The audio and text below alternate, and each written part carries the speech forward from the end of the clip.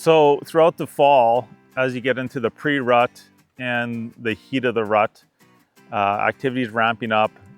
The whitetail breeding season is essentially in full force. And one of my favorite ways to hunt deer in the field is by calling. Now, this can be a bit of a tricky thing to learn, and sometimes, a lot of mistakes can be made. I've been using these methods for quite a while. Some years they work great, some years not so great. It depends if the deer are there and if they're responsive. Now, typically when you start a calling sequence, you don't want to call too often. And the idea is to attract a deer that is within earshot. Now, when you're setting up, generally you want to set up in an area that you have a good view around. Typically when deer do decide to come in, a lot of time deer are just curious and they're going to sneak in from the side or from behind you or try to get your wind. Now, if you're in the peak rut, you might get a rut crazed buck that will just come running straight in, which is an amazing encounter. But a lot of time those deer are just going to be quiet and sneaking in. So you want to have a good visual around you, be a little bit hidden. Right now, obviously it's not quite fall yet. There's lots of leaves on the trees. As we get into the pre-rut and the heart of the rut, there's going to be no leaves on the trees and you're going to have much better visibility in these areas. So typically I like to have an area minimum 80 to like 100 yards that I can see, just so I can keep an eye on whatever's coming through. The three calls that I generally use are buck grunt, my rattle call, which I use with a pair of rattling antlers, and I also do a snort wheeze as well. Some people often will include a doe bleat in there. I don't use it too often, but you can figure out what works for you. Now, to make a grunt call, the idea here is to just sound like a buck, essentially. And this is just a general grunt call. There's nothing too special about it. And when you're thinking about calling, you kind of want to think of what you're saying if you were a deer, kind of thing. So this is just a general grunt call, like I said, and this is just kind of a deer saying, hey, I'm in the area, and hopefully it piques some interest of other deer and we'll bring them in.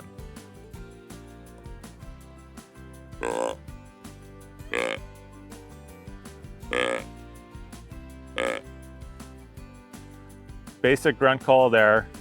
You can do 2 to 3, you can do 1. If you want to sound a little bit more aggressive, you can add a little more guttural sound to it and add a little length to it.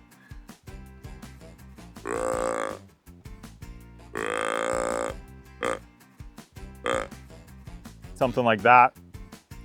That's about all I would do in a typical grunt session, we'll call it. If there's a deer within earshot of you, you can guarantee that deer knows exactly where that call is coming from, and if they're coming in, they're going to know exactly where you are. So you really want to limit yourself to how much calling you do. What you don't want to do is overcall and then get caught in a situation where you're calling and the deer's coming in and it's watching you call. What you want to do is do a few calls and then be ready for when something comes in. Keep your head kind of on a swivel, but don't make too much movement because deer will pick it up right away. The second thing that I like to do is use my rattling antlers, okay?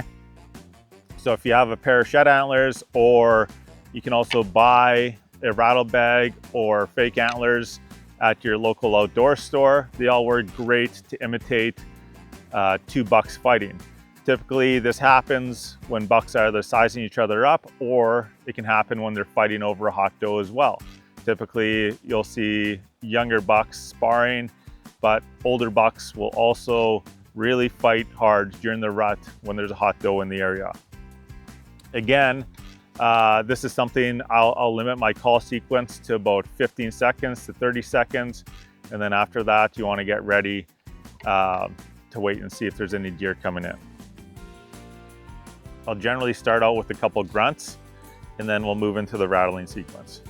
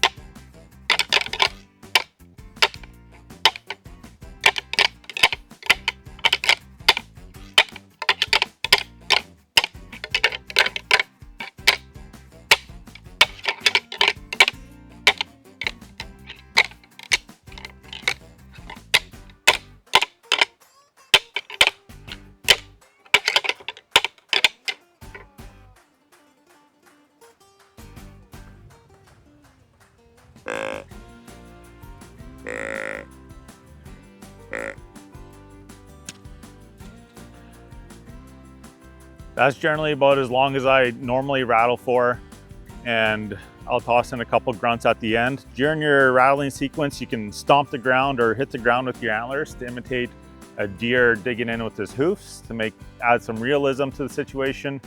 After a calling sequence like that, you wait 15 minutes, half an hour. A lot of times deer will sneak around, come in very slowly, and not give away their location while they're coming to check out what's happening during the fight that you've just imitated. Again, this is a great method. I love calling in deer. Sometimes it works incredibly. Sometimes, a lot of times, you won't call anything in. So you can stay persistent with it. But again, after a calling sequence, make sure you're keeping your head on a swivel, you're being quiet, and not moving too much. Something I've had a lot of success with in the past is the snort wheeze call.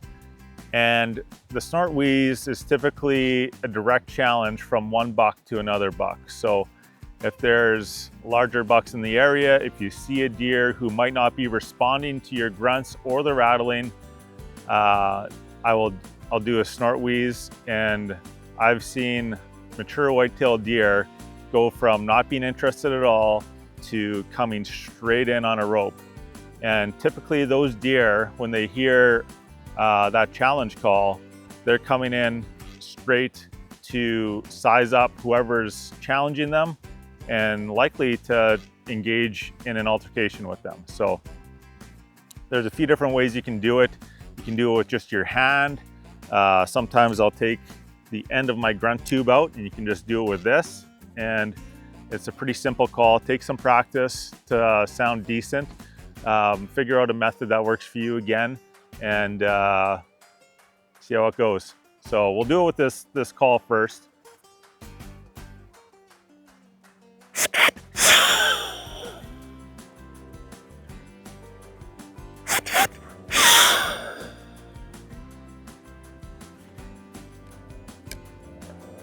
So that's the snort wheeze through a tube. If you don't have a tube or any other tool you can use, I'll just use my hands a lot of time. Making a fist or just blowing through my fingers works well too. So again, snort wheeze.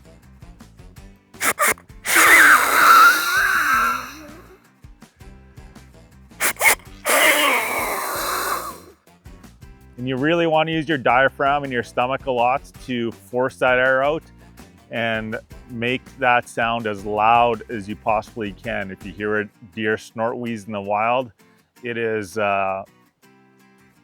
unusually loud. So it can sound very strange if you've never heard one before. But that's a great call. I've called in a lot of deer with that, and I continue to use that year after year. These are just a few tools you can use while heading the field this fall. But make sure if you want to head a field, go ahead and grab your hunter safety. You can find more information online at the Manitoba Wildlife Federation website on it. You can either take the course 100% online, or you can find an instructor in your area where you get hands-on instruction on everything you need to know about hunter safety. Thanks for watching, and good luck this fall.